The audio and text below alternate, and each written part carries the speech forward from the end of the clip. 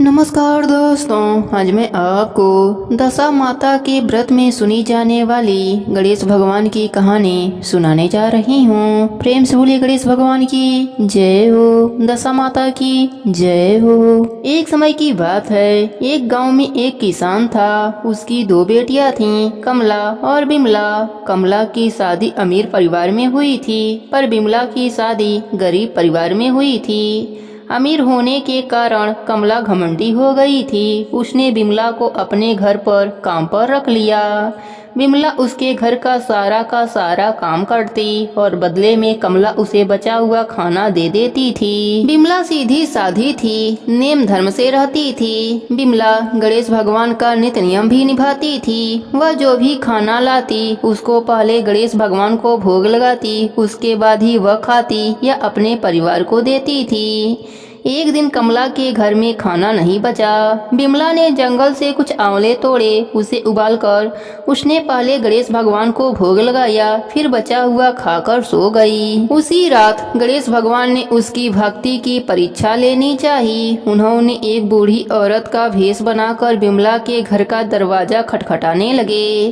बिमला ने उठकर दरवाजा खोला तो देखा एक बुढ़िया खड़ी है। बिमला ने पूछा, माँ जी आपको क्या चाहिए? बुढ़िया ने कहा, मुझे बहुत जोरों की भूख लगी है, कुछ खाने को दे दो।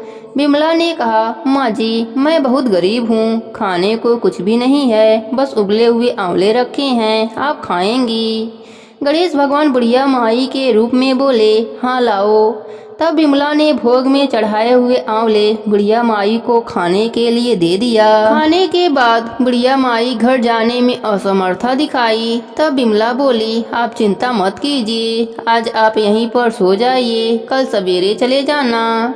बुढ़िया माई खा पीकर वहीं सो गईं। थोड़ी देर के बाद बुढ़िया माई की नींद खुल गई। उन्होंने कहा, बेटी मेरा पेट खराब हो गया है। बिमला ने कहा, आप अंधेरे में कहाँ जाएंगी, यहीं किसी कोने में निपट लीजिए और अपना हाथ मेरे बालों में पोंछ लीजिए, सुबह उठकर मैं साफ कर लूंगी। बुढ़िया माई ने वैसा ही किया।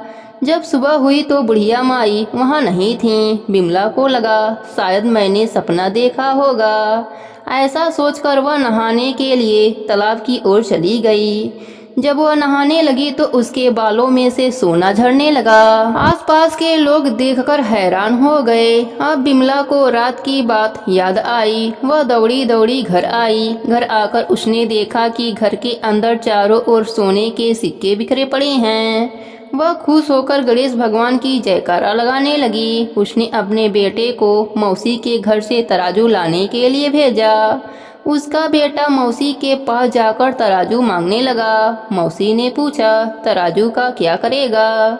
बच्चा भोला भाला था। उसने बताया, माँ सोने का सिक्का नापेगी। कमला ने कहा, घर में खाने को दाना नहीं और सोना नापने की बात कर रहा है। सच्चाई का पता लगाने के लिए वह तराजू के नीचे लट्ठा लगा दिया। बच्चा तराजू लेकर चला गया।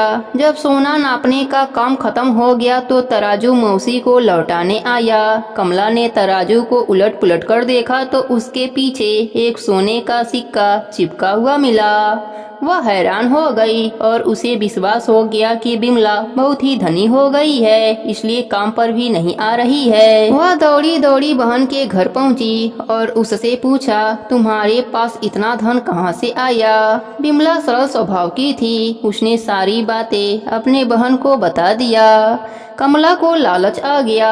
कमला लालचवश गणेश भगवान का नित्य नियम निभाने लगी और रोज जंगली आंवले का गणेश भगवान को भोग लगाने लगी। एक दिन गणेश भगवान उसे सबक सिखाने के लिए बूढ़ी औरत का भेष धरकर उसके घर गए। वह बुढ़िया को बैठाकर वही उबला हुआ आंवला दिया। आंवला खाकर बुढ़िया माई का पेट खराब हो गया। उन्होंने कमला के सारे घर को गंदा कर दिया। जब सुबह कमला की नींद खुली तो उसने देखा सारा घर गंदगी से भरा पड़ा है और बदबू कर रहा है। कमला गंदगी को साफ करने लगी, पर गंदगी बढ़ती ही जा रही थी।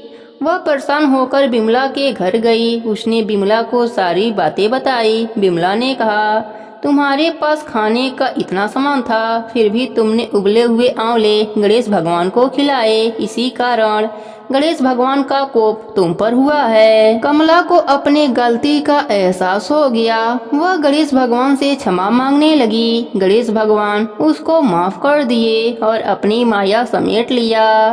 हे गणेश जी महाराज, जैसी कृपा आपने बिमला पर करी वैसी ही कृपा अपने सभी भक्तों पर करना।